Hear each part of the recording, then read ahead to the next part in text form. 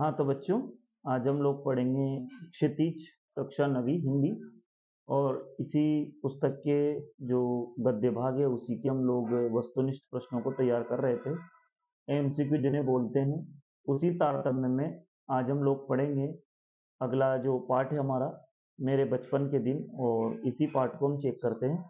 ये महादेव वर्मा के द्वारा लिखित ये एक संस्मरण है, संस्मरणात्मक रेखा चित्र है, महादेव वर्मा मेरे बचपन के दिन। इसी पाठ के हम लोग आज वस्तुनिष्ठ प्रश्नों को देखेंगे। तो चलते हम लोग बिना समय गंवाए और देखते हम लोग एक एक विषय वस्तु को ध्यान से। और आपको वीडियो शुरू करने से पहले एक बार जरूर बोलना चाहूँगा कि आप चैनल पर नए हैं, साथ में बेल आइकन को दबाएंगे तो आपको विषय से संबंधित नई नई वीडियो मिलती रहेगी। हिंदी विषय से संबंधित कोई भी जानकारी आपको चाहिए या कोई भी ऐसी विषय वस्तु है हिंदी में जो कि आपको समझ में नहीं आ रही है या कोई समस्या आ रही है, तो आप मुझे मेरे व्हाट्सएप नंबर पर मैसेज भी कर सकते हैं। चाहे तो मुझे फ़ोन भी लगा सकते हैं और चाहे तो कमेंट बॉक्स में कमेंट भी कर सकते हैं।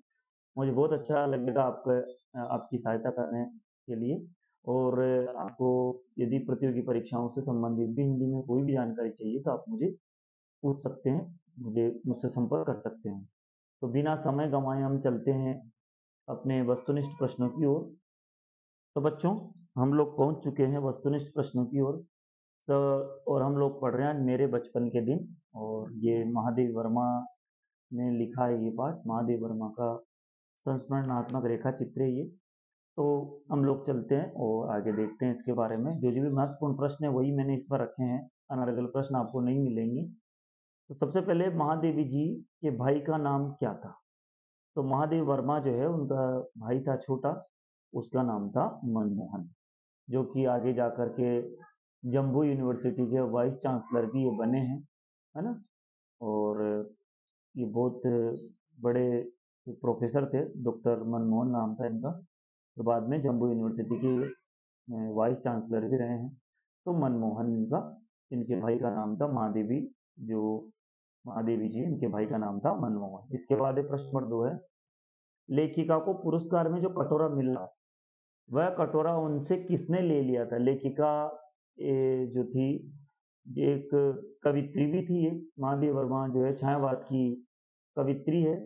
तो इसमें ये जो कवि सम्मेलन में गई थी कविता गाने के लिए, तो वहां पर जब ये कविता बोलने गई कवि सम्मेलन में, तो वहां इन्हें पुरस्कार स्वरूप एक कटोरा मिला था चांदी का, है ना। जो कटोरा मिला था, ये कटोरा काहे का था? चांदी का। चांदी का कटोरा मिला था, है ना। चांदी का कटोरा मिला था। और वो कटोरा किसने ले लिया? महात्मा गांधी ने। जब एक बार महात्मा गांधी जी से मिलने गई तो महात्मा गांधी जी ने इनसे वो कटोरा मांगा। आगे देखते हैं, महादेवी जी के परिवार की कुल देवी कौन थी? इनकी कुल देवी जो है वो कौन थी? जैसे हमारे सभी परिवार में कुल देवी होती है, तो इनके परिवार की कुल देवी है Durga ji. क्रास्ट wait girls college में लेखिका ने पहली बार साथिन के रूप में कौन मिली? लेखिका को पहली बार साथिन के रूप में कौन मिली? जब वो क्रास्ट वेट गर्ल्स कॉलेज में थी, वहां पढ़ने गई थी, तो ये 5वीं कक्षा में पहुंची थी और इनसे 2 कक्षा आगे 7वीं कक्षा में थी सुभद्रा कुमारी चौहान।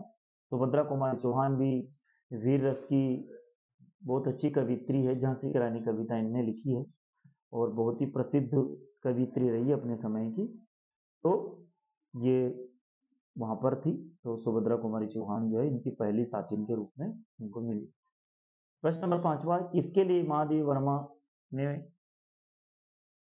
वर्मा के जो बाबा हैं उन्होंने दुर्गा पूजा की थी? मतलब दुर्गा पूजा तो वो वैसे उनकी कुल देवी थी, करते थे, लेकिन क्या ऐसी मन्नत थी, ऐसी मानता थी, तो जिसको प्राप्त करने के लिए इन्होंने दुर्गा पूजा की। तो पुत्री को प्राप्त करने के लिए, इनको 200 सालों तक पुत्री नहीं हुई थी, इनके पूरे परिवार में 200 वर्षों तक कोई लड़की पैदा नहीं हुई थी, और इसीलिए इन्होंने दुर्गा पूजा की ताकि पुत्री मिले, और उसी पुत्री के रूप में महादेवी जी का जन्म इनके परिवार में हुआ।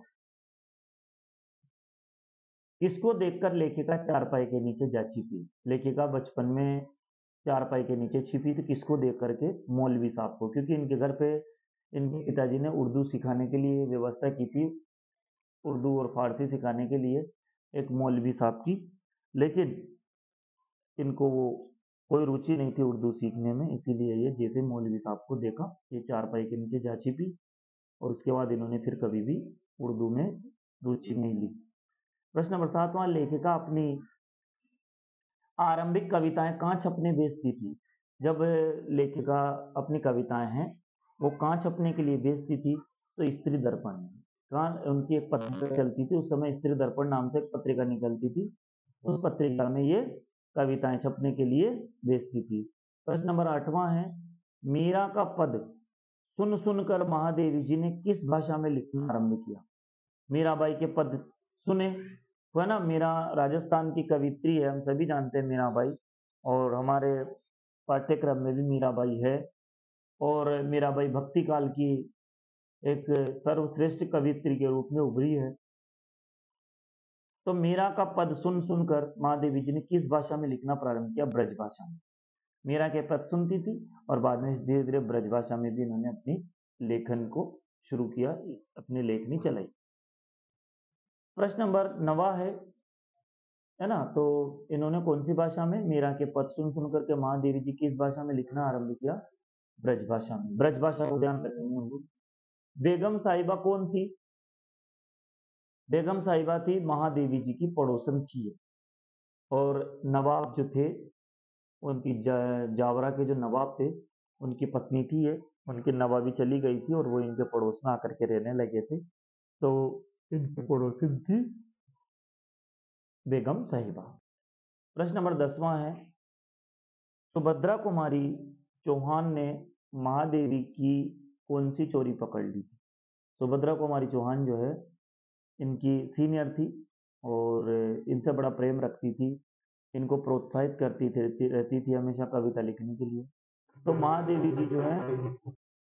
महादेवी जो है उनका बड़ा सम्मान करती थी सुभद्रा कुमारी चौहान का, और इसीलिए उनसे छुप छुप करके कविताएं लिखती थी, है ना, उनके सामने नहीं कविता लिखती थी।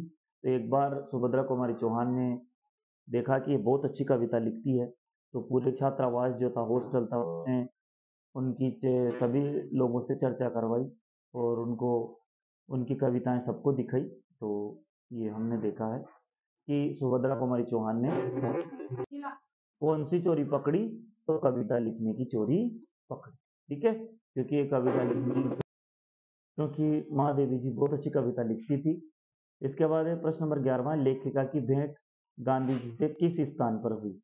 लेखिका जो है वो जब गई थी गांधी जी से मिलने, तो गांधी जी से उनकी जो भेंट हुई थी, उनसे मिलना हुआ था, वो कौन से स्थान पर हुई थी? आनंद भवन में।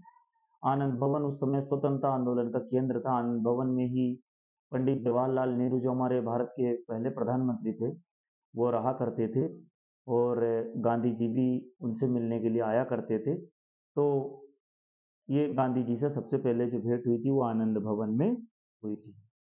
प्रश्न नंबर 12 है, महादेवी वर्मा को किस बात के लिए चांदी का कटोरा पुरस्कार में मिला? है ना, महादेव वर्मा को किस बात के लिए चांदी का कटोरा पुरस्कार में मिला था? जो चांदी का कटोरा महात्मा गांधी जी ने ले लिया था कविता पाठ करने के लिए। किस लिए मिला था? कविता पाठ करने के लिए। इसके बाद फिर जो महादेव वर्मा की जो माता है उनका स्वभाव कैसा था? तो वो धार्मिक स्वभाव था, और गीता गीता मतलब भगवत गीता जो है उसमें उनकी रुचि थी, इस बात का ध्यान रखेंगे। तो महादेव वर्मा की माता का स्वभाव कैसा था? धार्मिक स्वभाव था, और उनकी रुचि किसमें थी? गीता में विशेष रुचि थी, इस बात का ध्यान रखेंगे हम सब लोग, ठीक है ना। तो महादेव वर्मा की माता का स्वभाव कैसा था? धार्मिक। और इसके बाद है माता का स्वभाव धार्मिक था, गीता में विशेष रुचि थी।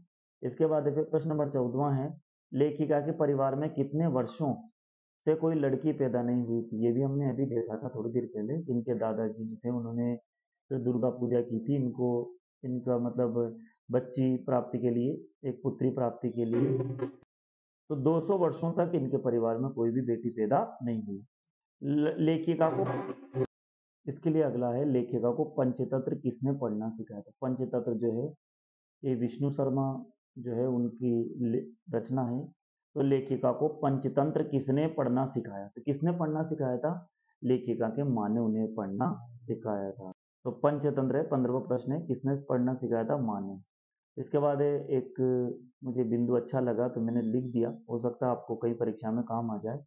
लेखिका के परिवार में लेखिका के बाबा जो थे, दादाजी, वो फारसी और उर्दू जानते थे, ध्यान रखेंगे। लेखिका के परिवार में लेखिका के दादा जो हैं वो फारसी और उर्दू जानते थे, पिताजी अंग्रेजी और माँ हिंदी और संस्कृत भाषा जानती थी। इस बात का ध्यान रखें, कभी भी आ जाए। लेखिका के दादा क्या जानते थे? फारसी और उर्दू। पिताजी क्या जानते थे? अंग्रेजी। और माँ क्या जानती थी? हिंदी और संस्कृत भाषा जानती थी। इस तरह से हमारा ये पाठ पूरा हुआ। आशा करता हूँ कि आपने पूरी वीडियो देखी होगी। इसको बीच में स्किप ना करें, पूरा देखेंगे तो आपको बहुत अच्छा समझ में आएगा।